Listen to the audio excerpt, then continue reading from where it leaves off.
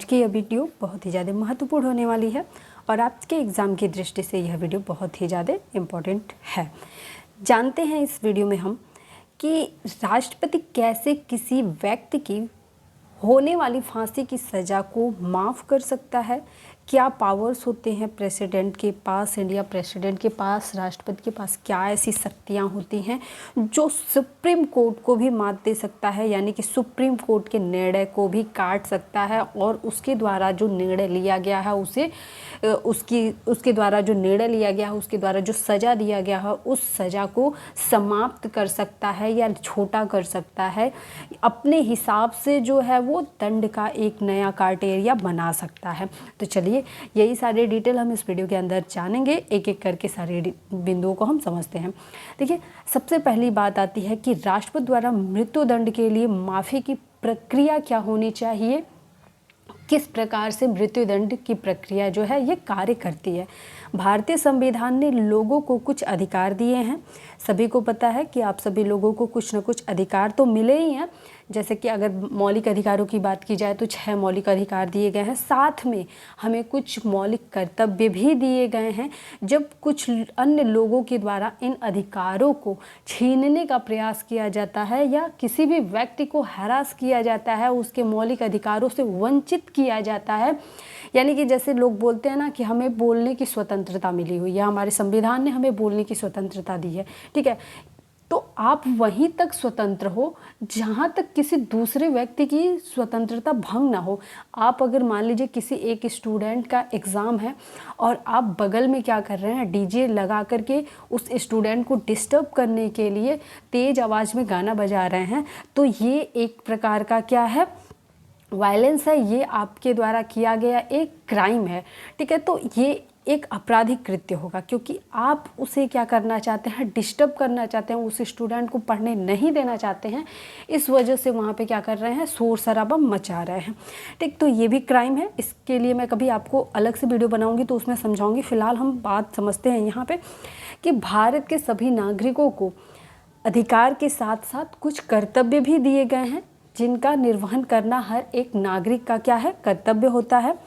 लेकिन जब इन अधिकारों का किसी भी प्रकार से हनन किया जाता है तो क्या किया जा सकता है, तो हनन जब भी होगा तो हनन करने वाला व्यक्ति दंड का क्या होगा, अधिकारी होगा, ठीक है। अगर किसी को आप क्षति पहुंचा रहे हो तो जाहिर सी बात है आपको दंड मिलना ही मिलना है। अगर आप झूठ बोलोगे तो आप टीचर के द्वारा पीटे जाओगे, यानी कि दंडित किए जाओगे। अगर आप पापा के पॉकेट से पैसे चुराओगे तो जाहिर सी बात है आने वाले समय में कभी ना कभी पकड़े जाओगे और पिताजी के हाथ से मार तो खानी ही है आपको। यहाँ पे हमको समझना क्या है कि विभिन्न प्रकार के दंड के प्रावधान हमारे कानूनों में हैं, ठीक है। हमारी जो कानून व्यवस्था है इसमें विभिन्न प्रकार के जो दंड हैं, अलग अलग अपराधों के लिए अलग अलग दंड। जिन्होंने अभी तक मेरी आईपीसी की वीडियो नहीं देखी है वो लोग आईपीसी की वीडियो देख लेंगे, क्योंकि उसमें मैंने मेंशन किया है जो भी महत्वपूर्ण धाराएं हैं जिनसे क्वेश्चंस पूछे जाते हैं उसको मैंने डिटेल में समझाया है। आप लोगों को सिर्फ और सिर्फ उन्हीं धाराओं को बताया है जो कि आपके एग्जाम की दृष्टि से महत्वपूर्ण हैं। तो आप लोग उन धाराओं को देख लेंगे तो शायद दंड के प्रकार और सारी चीज़ें आपको समझ में आ जाएंगी, ठीक है। तो हमारी जो कानून है उनमें अलग अलग अपराध के लिए अलग अलग दंड का प्रावधान किया गया है। जैसे अगर कोई जघन्य अपराध करता है, बहुत ही ज़्यादा उसका क्रूर अपराध होता है, तो ऐसी दशा में उसे मृत्यु दंड दिया जाता है। और अगर कोई ऐसा व्यक्ति है जिसने जघन्य अपराध तो किया है लेकिन उसकी उम्र या तो मतलब कि बहुत ज़्यादा है, ठीक है, तो उसे आजीवन कारावास दिया जा सकता है, कुछ वर्षों का कारावास दिया जा सकता है, या फिर बचे हुए जीवन का कारावास दिया जा सकता है। तो इस प्रकार से अलग अलग अपराध के लिए अलग अलग कारावास का व्यवस्था हमारे कानून में किया गया है। आज हम समझने वाले हैं कि राष्ट्रपति क्षमादान मृत्यु दंड के मामले में किस तरह से दे सकते हैं। हम क्या जानने वाले हैं कि राष्ट्रपति अगर किसी व्यक्ति को मृत्यु दंड दे रहा है तो किस प्रकार से दे सकता है। भारतीय संविधान के अनुच्छेद 72 के अकॉर्डिंग राष्ट्रपति को उन व्यक्तियों को क्षमा करने की शक्ति प्रदान की गई है जो निम्नलिखित मामलों में अपराध के लिए दोषी पाए गए होते हैं। जानते हैं कौन कौन से वो दोष है, कौन कौन से अपराध है जिनको करने के बाद उन्हें सज़ा मिलती है मृत्युदंड की, और उसके बाद वो राष्ट्रपति के पास दया याचिका लेकर जा सकते हैं और राष्ट्रपति उन्हें माफ़ कर सकते हैं। चलिए जानते हैं, ये 3 ऐसे अपराध हैं जिनके लिए उन्हें दंड दिया जा सकता है और वो राष्ट्रपति के पास क्या कर सकते हैं, दंड के माफ़ी के लिए क्या कर सकते हैं, याचिका दायर कर सकते हैं। पहला है, किसी जघन्य अपराध के लिए मृत्युदंड दिया गया हो तो वो चाहे तो अपने मृत्युदंड को आजीवन कारावास में परिवर्तित करवा सकते हैं, अपने ऊपर लगे सभी आरोपों को समाप्त करवा सकते हैं राष्ट्रपति के द्वारा, या फिर दूसरा जो अपराध है, सैन्य न्यायालय द्वारा दिया गया दंड। अगर सैनिक न्यायालय द्वारा दंड दिया गया है किसी भी व्यक्ति को तो वो क्या कर सकते हैं, राष्ट्रपति के पास माफ़ी की प्रक्रिया जो है वहाँ पे लगा सकते हैं। और तीसरा जो बिंदु है, किसी अपराध के लिए दिया गया दंड, अन्य किसी अपराध के लिए कोई दंड दिया गया है जो कि कोई कठोर दंड है, और जो भी अपराधी है उसमें क्या चाहता है, उसमें थोड़ा सा उसमें कमी चाहता है कि उतनी कठोर यानी कि उतनी यातनाएं उसको न दी जाएं, तो वो राष्ट्रपति से दया याचिका की गुहार लगा सकता है। आगे हम जानते हैं कि राष्ट्रपति की क्षमा शक्ति किस प्रकार से कार्य करती है। क्या है राष्ट्रपति की क्षमा शक्ति? पहला अगर बात करें तो पहला पॉइंट है सजा को क्षमा करना। इस प्रावधान के द्वारा राष्ट्रपति, यानी कि पहली जो कंडीशन है, राष्ट्रपति क्या कर सकता है, सजा को क्षमा कर सकता है, यानी कि उसकी सभी आरोपों को समाप्त कर सकता है। इस प्रावधान के द्वारा राष्ट्रपति आरोपी को आरोपों से मुक्त कर देता है, यानी कि उस पर लगे हुए सभी आरोपों को समाप्त कर देता है। दूसरी जो कंडीशन है, सजा को कम करना। इसमें राष्ट्रपति सजा को कम कर देता है, जैसे मृत्युदंड अगर किसी को दिया गया है तो उसे आजीवन कारावास में बदल देगा, या आजीवन कारावास किसी को दिया गया है तो उसके आजीवन कारावास को 10 वर्षों में 20 वर्षों के कारावास में बदल सकता है। ठीक है। तीसरा जो है, दंड की अवधि का परिहार करना। इसमें राष्ट्रपति दंड की प्रकृति में परिवर्तन किए बिना, यानी कि अगर किसी को कठोर कारावास की सज़ा मिली है तो कठोर कारावास की ही सज़ा रहेगी, लेकिन उसकी जो अवधि होगी उसको कम कर सकता है। ठीक है। जैसे 5 वर्ष का कठोर कारावास दिया गया है तो उसे घटा करके राष्ट्रपति चाहेगा तो उसे 2 वर्ष कर देगा, 1 वर्ष कर देगा। ये राष्ट्रपति के विवेक पर निर्भर करता है। आगे अभी हम जानेंगे कि किस प्रकार से ये प्रक्रिया भी राष्ट्रपति निश्चित करता है। ठीक है। पहले हम जान लेते हैं कि राष्ट्रपति की क्षमादान शक्तियाँ किस प्रकार से कार्य करती हैं। चौथा जो राष्ट्रपति द्वारा क्षमादान शक्ति है वो क्या है, सजा पर विराम लगाना, यानी कि सजा को रोक देना। ठीक है। यदि किसी को सजा दी जा रही है लेकिन अभी उसको सजा दिए जाने का सही समय नहीं है, तो राष्ट्रपति के पास अगर दया याचिका लगाई जाती है तो राष्ट्रपति उसके दया याचिका के थ्रू क्या कर सकता है, उसकी सजा को रोक सकता है। ठीक है। तो अब कैसे रोक सकता है और किन व्यक्तियों की सजा को रोक सकता है? राष्ट्रपति को यह अधिकार है कि वह मूल सजा को किन्हीं विशेष परिस्थितियों में, जब विशेष परिस्थितियां हों, जैसे शारीरिक अपंगता, यानी कि मान लीजिए किसी को फांसी की सज़ा देनी है और फांसी की सज़ा से 1 दिन पहले किसी को दिल का दौरा आ गया, ठीक है, हार्ट अटैक आ गया, तो उसे क्या किया जाएगा, पहले फांसी की सज़ा दी जाएगी या फिर पहले उसे अस्पताल में एडमिट किया जाएगा? तो यहाँ पे पहले एडमिट किया जाएगा, उसका जब पूरा हेल्थ चेकअप होगा, पूरी तरीके से वो मेंटेन हो जाएगा, आफ्टर देन फिर उसे क्या किया जाएगा, फांसी की सज़ा दी जा सकती है। ठीक है। और मान लीजिए कोई गर्भावस्था की महिला है और उसको फांसी की सज़ा देनी है, ठीक है, तो उसको कैसे फांसी की सज़ा दी जाएगी? गर्भ में पल रहा बच्चा तो अपराधी नहीं है ना, तो ऐसी विशेष परिस्थितियों में क्या किया जाएगा, फांसी की सज़ा को टाल दिया जाएगा, यानी कि ऐसे विशेष परिस्थितियों में सज़ा को टाल दिया जाता है और जब परिणाम आ जाते हैं आफ्टर देन उस सज़ा को कंटिन्यू किया जा सकता है या फिर उसे परिवर्तित भी किया जा सकता है। ठीक है। तो आगे जानते हैं। अच्छा, एक चीज़ मैंने यहाँ पे बताई कि किसी महिला को अगर क्या की जा रही है, मृत्यु दंड दी जा रही है। फिलहाल भारत में अभी तक ऐसा नहीं हुआ है कि किसी महिला को फांसी के फंदे तक पहुँचाया गया हो। 2021 में एक घटना थी, 2008 की, शबनम नाम था, जिसको 2021 में फांसी की सज़ा सुनाई गई थी। अगर उन्हें फांसी की सज़ा दी जाती है तो यह भारत देश का पहला केस होगा जिसमें किसी महिला को फांसी की सज़ा दी जाएगी। शबनम के अगर क्राइम की बात की जाए तो सबसे पहले इसने अपने परिवार के सभी लोगों को नशीली दवाइयाँ दी, जिससे वो लोग नशे में आ गए। उसके बाद धारदार हथियार से सभी लोगों का गला काट दिया। सभी लोगों में कुल फैमिली के 7 मेंबर थे, जिसमें एक 1.5 साल का बच्चा भी था, जिसको इसने मार दिया, गला रेत दिया, और थोड़ी सी भी इसके अंदर हिचक नहीं हुई। तो ये एक प्रकार का क्या है, ये जघन्य अपराध है। और ऐसे इंसान समाज के लिए क्या है, बहुत ही हानिकारक हो सकते हैं। इनके माइंड में पता नहीं क्या चलता है, कब क्या कर सकते हैं। इस तरीके से इन्होंने एक कहा जा सकता है कि एक सीरियल मतलब कि सीरियल डेथ किया था। काफ़ी मतलब 7 लोगों का एक साथ में मर्डर कर देना कोई छोटी बात नहीं होती। मैं तो कहती हूँ ऐसे सजा, ऐसे अपराध के लिए निश्चित तौर पे, वो महिला हो या पुरुष हो, किसी भी वर्ग का हो, सजा फांसी की ही होनी चाहिए। ऐसे लोग समाज के लिए क्या हो सकते हैं, हानिकारक हो सकते हैं। बहरहाल इनकी जो सज़ा है अभी टाल दी गई है इस वजह से, क्योंकि जब इन्होंने ये क्राइम किया था तो इन्होंने इस वजह से क्राइम किया था क्योंकि उस समय ये शादीशुदा नहीं थी और ये प्रेग्नेंट थी, और इनका जो प्रेम संबंध था एक 9वीं फेल स्टूडेंट के साथ था, और इनको पता था कि ये एक ऐसे इंसान से प्रेम करती हैं कि इनके फैमिली मेम्बर्स कभी भी शादी के लिए राजी नहीं होने वाले। और इस वजह से इन्होंने क्या किया, सोचा कि क्यों ना हम अपने फैमिली मेम्बर को ही ख़त्म कर देते हैं, ना रहेगी फैमिली, ना ही बनेगा कोई रुकावट।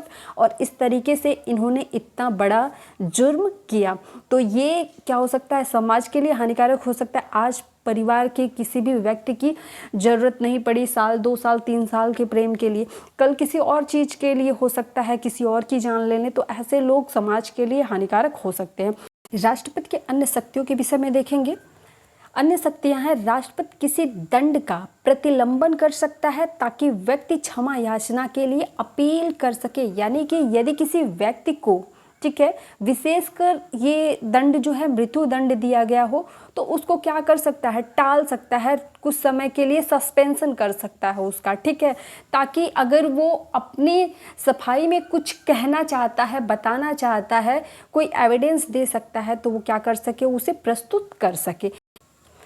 आइए अब हम आगे जानते हैं कि राष्ट्रपति के पास दया याचिका करने की प्रक्रिया क्या है, किस प्रक्रिया के थ्रू राष्ट्रपति के पास हम दया याचिका लगा सकते हैं। जब किसी भी मामले में किसी अपराधी को सुप्रीम कोर्ट से कोई राहत नहीं मिलती है और उसकी फांसी की सज़ा बरकरार रखी गई हो, तो ऐसे मामले में जिसमें खुद सुप्रीम कोर्ट ने दोषी को, यानी कि उच्च न्यायालय से मामला जो है उच्चतम न्यायालय में पहुंच चुका है और अब फाइनल डिसीजन उच्चतम न्यायालय ने ले लिया है कि अपराधी को फांसी की सजा ही दी जानी है, तो ऐसे कंडीशन में व्यक्ति सीधे राष्ट्रपति के दफ्तर में अपनी याचिका लिखित तौर पे क्या कर सकता है, भेज सकता है। एक चीज़ यहाँ पे ध्यान रखेंगे, ये जो कार्यवाही होती है ना, ये पूरी तरीके से लिखित हो कि मौखिक नहीं होती है, ओरल नहीं होता है, सब कुछ रिटन होता है। राष्ट्रपति की तरफ से भी रिटन होगा और जो अपराधी की तरफ से जो याचिका दायर की जाएगी वो भी क्या होगा, पूरी रिटन होगी, ठीक है ना। आगे जानते हैं, राष्ट्रपति के पास दया याचिका दाखिल करने का प्रावधान भारतीय संविधान के अनुच्छेद 72 में है। उच्चतम न्यायालय ने राष्ट्रपति की क्षमादान शक्ति का विभिन्न मामलों में अध्ययन कर निम्नलिखित सिद्धांत बनाए हैं, ठीक है। पहले बात कि देखिए, अगर पूरी तरीके से फ्री कर दिया जाए कि राष्ट्रपति ही सारे निर्णय लेंगे, तो राष्ट्रपति उच्चतम न्यायालय के होने का फिर कोई मतलब महत्व ही नहीं है ना, कि वो जो निर्णय लेगा उसको खंडित करके राष्ट्रपति क्या करेंगे, उसके निर्णय को खंडित कर देंगे, ठीक है। लेकिन यहाँ पे कहा जा रहा है कि उच्चतम न्यायालय ने राष्ट्रपति की क्षमादान शक्तियों को विभिन्न मामलों में अध्ययन करके कुछ सिद्धांत बताए हैं कि किस तरीके से ये सिद्धांत जो है कार्य करेंगे। चलिए उन सिद्धांतों के विषय में जानते हैं। पहला है, दया याचिका करने वाले व्यक्ति को राष्ट्रपति से मौखिक सुनवाई का अधिकार नहीं होगा। यानी कि ओरल तौर पे राष्ट्रपति ये नहीं बोलेंगे कि मैं तुम्हारी सज़ा को रुकवा दूंगा या ख़त्म कर दूंगा या फिर उसका निलंबन कर दूंगा, ठीक है। यानी कि ये सारी चीज़ें क्या होनी चाहिए, एक प्रक्रिया में होनी चाहिए। दया याचिका दायर की जाएगी, आफ्टर देन उस पर जो भी व्यू होगा राष्ट्रपति उसको देखेगा और सारे पॉइंट ऑफ व्यू को देखने के बाद उस पर अपनी जो भी प्रतिक्रिया होगी लिखित तौर पर देगा।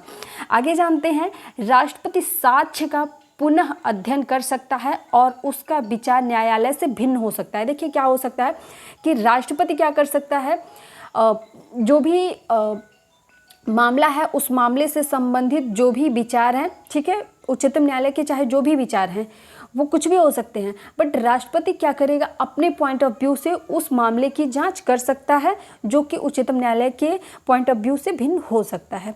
आगे जानेंगे, राष्ट्रपति इस शक्ति का प्रयोग मंत्रिमंडल के परामर्श से करेगा, यानी कि पूरी तरीके से राष्ट्रपति जो है अकेले यह निर्णय नहीं ले सकता, वो मंत्रिमंडल से विचार विमर्श करेगा। आफ्टर देन उस पर क्या करेगा, वो अपनी जो भी सहमति होगी उस पर दर्शाएगा। आगे, यदि राष्ट्रपति को लगता है कि अपराधी की सामाजिक परिस्थिति इस प्रकार की है कि उसके परिवार को उसकी बहुत ज़रूरत है या अन्य किसी मानवीय ग्राउंड पर राष्ट्रपति सज़ा को कम कर सकता है, फांसी की सज़ा को उम्र कैद में बदल सकता है या सज़ा के रूप में बदल सकता है। देखिए, मान लीजिए कि किसी ने क्राइम तो कर दिया पर वो कमाने वाला या फिर अपने परिवार का भरण पोषण करने वाला सिंगल इंसान है, ठीक है ना, तो ऐसी कंडीशन में जो उच्चतम न्यायालय है उसने सज़ा तो सुना दी, लेकिन राष्ट्रपति क्या कर सकता है, उसकी परिस्थिति को देख करके उसकी सज़ा को कम कर सकता है या उसके मृत्युदंड को आजीवन कारावास में परिवर्तित कर सकता है, ठीक है, क्योंकि उसकी फैमिली को उसकी ज़रूरत है और किसी एक के गुनाह की वजह से हर किसी को उसका मतलब कि क्या किया जा सकता है, हर किसी को सज़ा नहीं दी जा सकती। और चूंकि वही अपने परिवार का घर करता भरता है और अगर उसे फांसी की सज़ा मिल जाएगी तो उसके बाकी परिवार के जो मेंबर होंगे वो क्या हो जाएंगे, उनको भी सज़ा एक तरीके से मिलेगी ही मिलेगी। तो ये क्या हो जाएगा, सही मायनों में सज़ा नहीं होगी। इसलिए राष्ट्रपति क्या कर सकता है, अगर किसी को मृत्युदंड इस प्रकार के मामले में दी गई है तो उसके मृत्युदंड को उम्र कैद की सज़ा में बदल सकता है। आगे जो बिंदु है, राष्ट्रपति को अपनी शक्ति का प्रयोग करने के लिए सुप्रीम कोर्ट से किसी भी निर्देश का पालन करने का जरूरत नहीं है। ऐसा नहीं है कि राष्ट्रपति कुछ भी निर्णय लेगा तो उस पर सुप्रीम कोर्ट जो है उस पर रोक टोक करता है, कुछ भी नहीं। उसमें राष्ट्रपति जो है अपने हिसाब से, अपने पॉइंट ऑफ व्यू से क्या कर सकता है, जांच कर सकता है, अपने निर्णय ले सकता है, जो भी जवाब सवाल करने हैं वो सारी चीज़ें राष्ट्रपति कर सकता है। राष्ट्रपति के इस निर्णय की कोई भी न्यायिक समीक्षा नहीं की जाएगी, यानी कि राष्ट्रपति जो निर्णय लेगा उसकी कोई न्यायिक समीक्षा नहीं की जाएगी, उसके विषय में कोई जांच नहीं होगा कि राष्ट्रपति ने ऐसा क्यों किया, ठीक है। और छठवां जो सिद्धांत है ये है, जब क्षमादान की पूर्व याचिका राष्ट्रपति ने रद्द कर दी हो तो दोबारा याचिका दायर नहीं की जा सकती। यदि किसी व्यक्ति ने एक बार क्षमा याचना के लिए जो है याचिका राष्ट्रपति के पास दायर की, लेकिन राष्ट्रपति ने उसे अस्वीकृत कर दिया, तो फिर से आप जो है वहाँ पे पुनः जो है दया याचिका जमा नहीं कर सकते हैं, सबमिट नहीं कर सकते हैं। सिर्फ आपको एक ही मौका दिया जाता है दया याचिका दायर करने के। आगे देखेंगे, भारत में अब तक 14 राष्ट्रपति चुने गए हैं। रामनाथ कोविंद जी 14वें आपके राष्ट्रपति हैं जिनका कार्यकाल अभी चल रहा है। और अगर बात की जाए सभी अभी तक के जितने भी राष्ट्रपति रहे हैं, प्रतिभा देवी सिंह पाटिल के पूर्व के, और जब से हमको स्वतंत्रता मिली है और प्रतिभा देवी सिंह पाटिल के कार्यकाल से पूर्व का जो भी टाइम पीरियड रहा है, उतने टाइम पीरियड में कुल 69 दया याचिकाएं जो हैं स्वीकृत की गई हैं, यानी कि फांसी की सज़ा को माफ़ किया गया है। लेकिन प्रतिभा देवी सिंह पाटिल जो है भारत की पहली महिला राष्ट्रपति रही हैं और इन्होंने एक अलग रिकॉर्ड भी कायम किया है। इन्होंने कुल 30 फांसी की सज़ा को माफ़ करने का रिकॉर्ड भी बनाया है, क्योंकि स्वतंत्रता के बाद से इनके कार्यकाल से पूर्व के बीच में मात्र 69 फांसी की सज़ाओं को माफ़ किया गया, जबकि इन्होंने मात्र 5 साल के कार्यकाल में 30 फांसी की सज़ा को माफ़ करने का रिकॉर्ड कायम किया है, ठीक है। ये भारत की पहली महिला राष्ट्रपति भी रही हैं। इसके बाद अगर हम देखें कि किन राष्ट्रपतियों ने जो है सबसे ज़्यादा दया याचिकाओं को खारिज करके एक रिकॉर्ड बनाया है, तो इसमें सबसे पहले नाम आता है आर वेंकट रमण का, और इनका जो कार्यकाल रहा है 1987 से 1992 तक रहा, 1987 से 1992 तक इनका कार्यकाल रहा है और इन्होंने कुल 44 दया याचिकाओं को खारिज किया है। काफ़ी स्ट्रिक्ट थे ये और बहुत ही हर एक पहलुओं की जांच करते थे और बहुत बारीकी से निर्णय लेते थे। यानी कि इनकी नज़र में हर एक क्राइम जो होता था, क्रिमिनल को किसी भी प्रकार की छूट की आवश्यकता नहीं है, ठीक है, बहुत ज़्यादा सख्त थे। इसके बाद अगर दया याचिकाओं को खारिज करने का दूसरा जो नाम आता है, इसके बाद नाम आता है राष्ट्रपति प्रणब मुखर्जी जी का। इन्होंने 28 दया याचिकाएँ जो है अपने टाइम पीरियड में इन्होंने अपने कार्यकाल में खारिज की थी। तो आशा करती हूँ आज का यह वीडियो आप लोगों को समझ में आया होगा और मेरे द्वारा किया गया यह प्रयत्न सार्थक रहेगा। तो यदि आज की यह वीडियो पसंद आए तो वीडियो को लाइक करिएगा, वीडियो को अधिक से अधिक शेयर जरूर करिएगा और चैनल पे पहली बार आए होंगे तो चैनल को सब्सक्राइब कर लीजिएगा, बेल आइकन को प्रेस कर लीजिएगा ताकि वीडियो की नोटिफिकेशन आपको टाइमली आपको मिलती रहे। यदि किसी भी प्रकार का कोई भी डाउट है अगर आपके माइंड में तो आप कमेंट में कर सकते हैं, उसका जवाब आपको जल्द से जल्द दे दिया जाएगा। वीडियो देखने के लिए धन्यवाद।